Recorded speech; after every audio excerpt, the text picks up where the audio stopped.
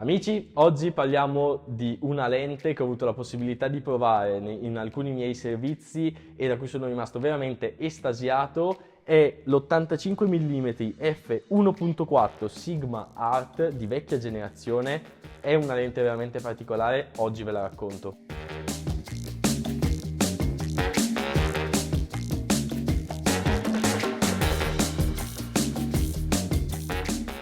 La lente nasce per Canon e viene adattata a Sony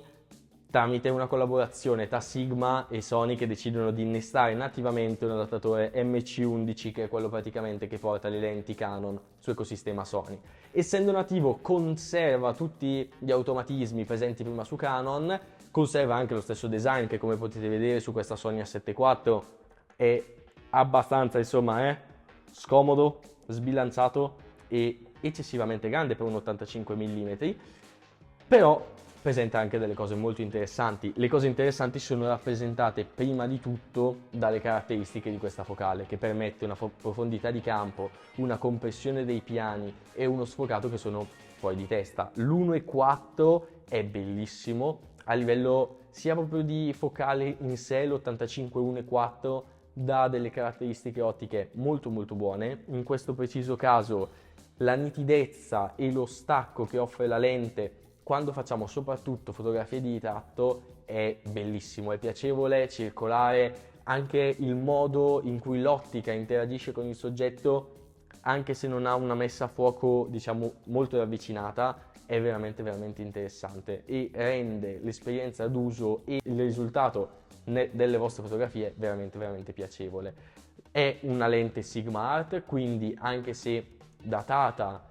mantiene tutte le caratteristiche più belle della linea Art di Sigma, che quindi sono una buonissima nitidezza, dei colori che comunque risaltano e vengono valorizzati tramite la gamma dinamica anche delle nostre camere, e usarla è stato veramente piacevole. Poi c'è il conto del design. Dal punto di vista del design questa lente è inutile, cioè è uno spreco di spazio, perché ok, è molto grande, sono sicuro che per avere questa qualità c'era ai tempi, dato che è un pochino datata, ai tempi c'era il modo solo e soltanto di fare una lente così grande, ma il problema che si pone è che la ghiera per la messa a fuoco occupa mezza lente e l'unico pulsante disponibile su tutta la lente è lo switch tra messa a fuoco manuale e messa a fuoco automatica. E questa cosa non ha senso. Si poteva sicuramente mettere una ghiera dei diaframmi per una lente che comunque già al tempo si proponeva come lente di fascia alta sopra i 1000 euro. Si poteva sicuramente aggiungere un tasto di scatto personalizzato, in quanto, come possiamo vedere, Sigma lo sa fare con il 2470 Sigma Art. C'è sia la parte di messa a fuoco che la parte poi con un tasto programmabile personalizzato, che in fase di scatto è veramente utile se andate a impostare le vostre macchine fotografiche e i vostri obiettivi rispetto a come la utilizzate. Diciamo che sicuramente vi velocizza e avvantaggia il lavoro. A livello di peso, oltre che essere sbilanciata rispetto al corpo macchina, è molto pesante, però quando siete sul lavoro, a meno che non siano dei lavori particolari, vi potete sicuramente permettere un peso di questo tipo. Per l'aspetto video, sicuramente tante criticità. Prima di tutto l'autofocus, che non è velocissimo. Io ho fatto un evento in cui giravo tra questo e il 35 mm 1.4 G Master, e sicuramente il cambio lo sentivo molto quando facevo una fotografia a 85, una fotografia a 35, la velocità di messa a fuoco e si sentiva molto. Due lenti comunque diverse anche a livello di età e di diciamo anni che si portano sulle spalle. Altro problema per i videomaker, che sicuramente, come avete potuto vedere, questo filtro è esageratamente grande, quindi o vi comprate dei filtri apposta per questa lente oppure siete costretti a utilizzare delle lastre, ed è obiettivamente un problema. A livello economico è una spesa che vi dovete accollare oltre alla spesa della lente, mentre invece se noi guardiamo una lente di questo tipo come il 24-70 ha un filtro da 82 standard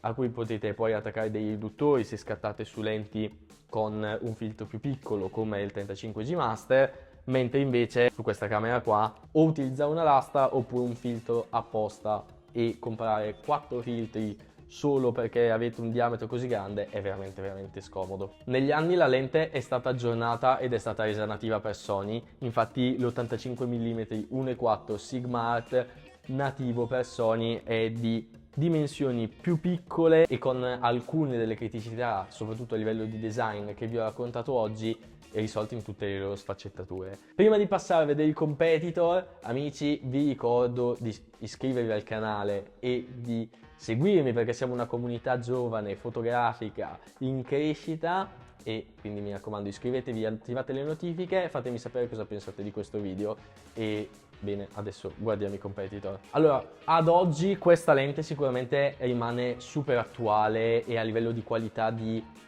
materiali e a livello di qualità di immagine che conferisce, come potete vedere negli scatti in sovraimpressione, non c'è storia, cioè quando una lente fa un bel lavoro, fa un bel lavoro. Diciamo che si porta un design vecchio e scomodo che sicuramente per alcuni lavori, per alcuni contesti può essere un po' un problema. Viaggiando però nel mercato fotografico attuale, le cifre su cui si trova questa lente, soprattutto usata, la rendono una grandissima alternativa e veramente molto interessante, anche perché a livello di qualità costruttiva e di immagine, le lenti con cui mi sento di comparare sono alla fine tre, che sono l'85 1.4 G Master, che però ha altri prezzi e altri, cioè è un costo quella lente che comunque rispetto ai prezzi con cui potete trovare questa è molto differente, nonostante probabilmente anche la qualità sia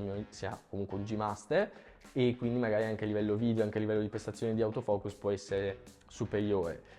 Il nuovo Sigma Art 1.4, che però non gode della stessa, diciamo, svalutazione all'interno dell'usato, in quanto questa qua, essendo una lente più vecchia, comunque usata la trovate a molto meno, però si porta alla stessa qualità di immagine di questa lente con un design nuovo, alcune ghiere molto più interessanti e che magari possono essere un'alternativa molto valida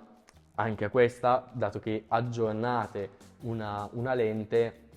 nella sua versione successiva alla fine. E poi l'85 1.8 base di Sony, che sicuramente, se volete approfondire la focale e se volete sperimentare con tutte le peculiarità di questa focale, che quindi sono lo sfocato sicuramente eccezionale, la profondità di campo che vi conferisce, l'inizio di compressione dei piani dato dall'85 mm, sicuramente è un costo che vi potete accollare per pochi soldi rispetto magari a quelle che ho citato prima, però è un 1.8, non è un 1.4, quindi sono due cose completamente diverse. Quindi fate le vostre considerazioni, come al solito